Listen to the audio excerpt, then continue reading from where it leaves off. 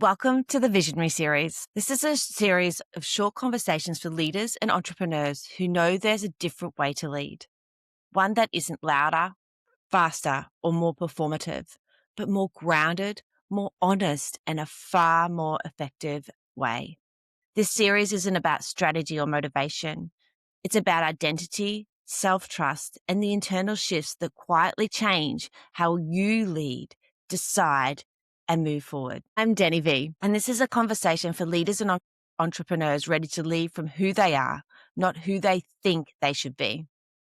Before we talk about vision, I want to clear something up first.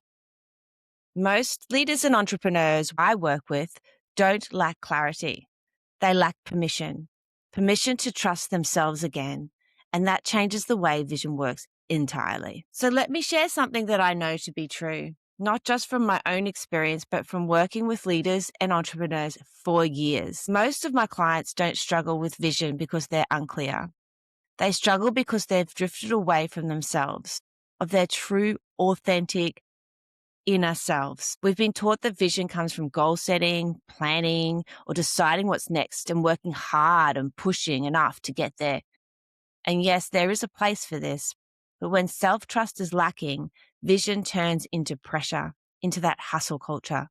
Every decision feels heavy, every step feels second-guessed. I lived in that space for a really long time. I invested in growth. I sought guidance. I listened closely to people who sounded confident and certain, and that was not wrong. What I didn't notice at the time was how easily I was deferring, how quickly I'd override my own instincts because someone else sounded more sure. And not because I didn't know what I was doing, but because I hadn't yet claimed my own authority. That shift showed up in small moments. Noticing how often I looked outward before checking in with myself. Catching myself mid-decision and realizing I was waiting for reassurance I didn't even actually need. And eventually, I got it.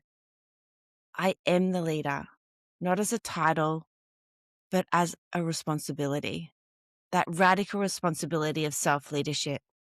No mentor, coach, or framework could ever know my timing, my body, or my truth better than I do. Guidance can support, but it can't replace.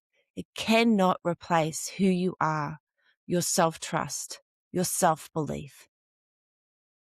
From there, vision stopped feeling like something I had to chase. Instead of asking, what should I do? I started asking, who am I being when I make this decision? And that question simplifies everything, really. When identity is clear, decisions don't require force. Language steadies, energy settles. You move with far less noise. And this is what I see again and again and again with the women I work with. They think they need clarity. What they really need is reconnection with self. They don't need another strategy. They need to trust themselves again. So if you're listening to this and wondering why things feel heavier than they used to, this isn't a sign that you're off track. It's actually a sign that the old way of leading no longer fits you. Vision doesn't come from becoming someone else. It actually comes from leading as who you already are. As you move through the rest of your day, notice where you're still looking outside yourself for certainty, not to judge it, just to take notice. Vision has a way of returning the moment you stop handing your authority away, stop giving your power away. If this episode resonated, take a moment before moving on. Vision doesn't arrive through force or urgency. It is not the hustle. It's not the hustle culture. It unfolds through clarity, presence, and self-trust, self-belief. Let what stood out to you settle today. Let what's no longer aligned fall away. And if this conversation is one you know another leader and entrepreneur needs to hear, share it with them. I'll meet you in the next episode of the Visionary Series.